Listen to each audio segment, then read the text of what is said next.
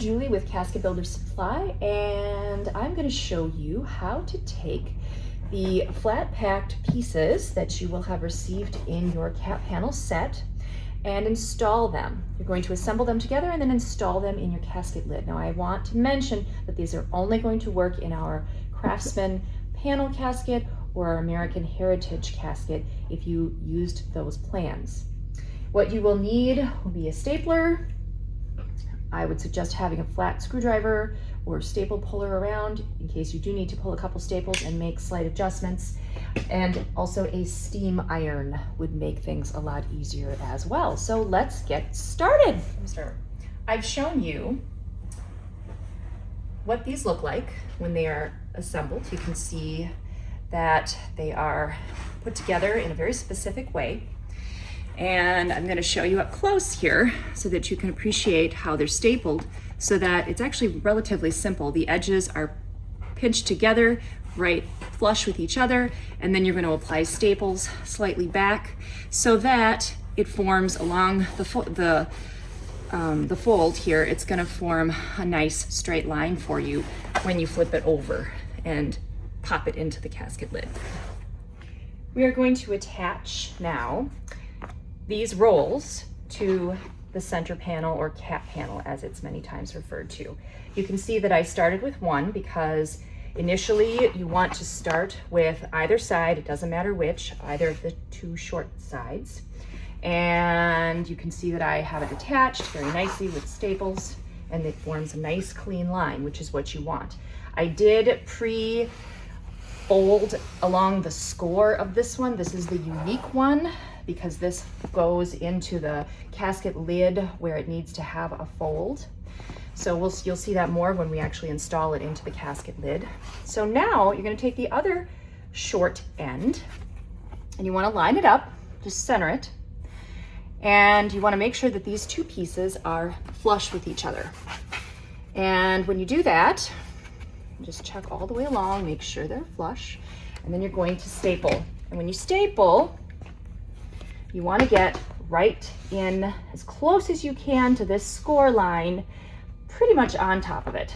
So I'm going to make sure those are even all the way along. And then I'm going to pick up my stapler and I'm going to attach a staple right there. So you can see my staple is pretty much right underneath that score line. That's what you're looking for. And we're going to do that a couple more times right in here. Same thing. And one more. And we should be golden with the short pieces. Okay, there we go. So now you flip it over gently. And you can see that you have a nice clean line right here, which is exactly what you want. It looks very tailored. One thing I want to mention before I continue is the stapler. So this is nothing fancy. This is a Boss Stitch stapler. It's model P6C. It's an industrial stapler. It's very heavy duty, which is why we like it. But it's very simple to use and it makes this job very easy. You don't have to have one of these staplers to do this job, but you do need one that has enough room in here so that you can fit all of this bulk inside and staple it all together with a closing back. So we have done the two short sides so far, and we are ready to assemble the top and the bottom. So you will again line them up just like this. Now you'll notice this is tight over here. This cardboard right here is tight right where it's supposed to be. And on the other side, there's a gap. There's a significant gap. Geez, it's got to be half inch. Let me make sure here. Oh yeah, probably 3/8 of an inch or so right there. You don't want that because you'll see that big gaping hole. So that means before you continue, you need to fix it. So you can take off either side. It doesn't really matter which. In this case, I'll probably remove this one.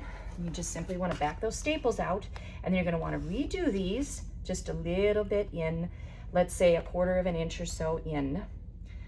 You don't want to get too tight, too close into that hat, to that 3/8 or so, which you estimate your gap is. You can actually measure it if you want to be very precise, which is probably not a bad idea. And then reattach this a little bit in, and then you'll be able to get this piece attached the same way, the same method, and it should be in there nice and tight then to fit. Next step is to attach the top and bottom roll.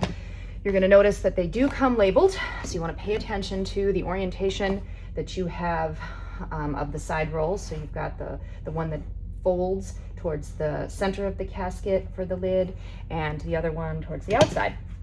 So I did have to move both of my rolls, my end rolls, in a little bit actually, so that I would get a really good fit here and here. I now have a nice tight fit on the top, or on the bottom and the top.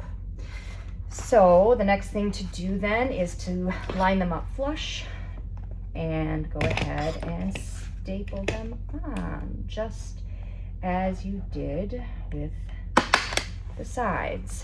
So same thing, you want to be right at that score without being on top of it, because the score is right where it's going to bend over and give you a nice clean line. One more here. You don't need a ton of staples. You can put in more, but the only disadvantage of that is if you put in more and you have to make any changes, that means you got more you got to pull out. And staples are mean, which is why I'm wearing a glove, because they like to bite me and then I start bleeding, which is not what you want around raw cotton. So here you go. We have our nice roll, nice clean tailored line. We're going to do the same thing now at the top, but I'm not going to make you watch me do that. I think you can figure, actually it will go like this. I think you can figure that out on your own. Again, you can see that there is a nice tight line. There's no gap on either side, which is what you want. One thing you can do before you even start assembling these pieces together like this is you can use a steam iron or a steamer and go over these pieces before you put them together, before you assemble this entire thing. And if you happen to have a tube of any kind, right after you steam iron it, when it's still very hot and somewhat not wet but a little damp, you can use something like this, a tube. You can get creative at home and use it to wrap it around and hold it and get that shape. And it will help you a lot when you go to assemble the cat panel pieces into the casket. It'll just help them fall into their natural place where they need to be, and it'll just make assembly go that much faster. So you've got your rolls and the cat panel all assembled. Ideally, you have steam ironed them and rolled them a little bit so they've got this nice shape. Last step is to place them into the casket lid. We've got one of our beautiful walnut panel caskets, and we're going to simply place it in here, kind of in the general vicinity of where it's going to go. The first roll that you're going to want to install is the right side, which is the one that has the fold. So you want to tuck it in, gently tuck it in right in the corners. You can see right here in the corners. Same thing then with the opposite side. Very gently roll them. You do not want to kink the fabric, because if you do, you will have a difficult time getting it out. You can steamroll it out. It is possible, but it's a pain in the butt. So you're gonna want to gently pop them in these corners. Just take your time, be deliberate, and be gentle until you think the rolls look about right. And then you're going to do the same thing with the top and the bottom. Start with one corner, kind of get the other corner in there, and gently push that roll up into place. Same thing with the bottom. Start with one corner, grab the other corner, and then get that last roll right there. And there you go. You have a beautiful, upholstered, very tailored looking and very professional looking cat panel.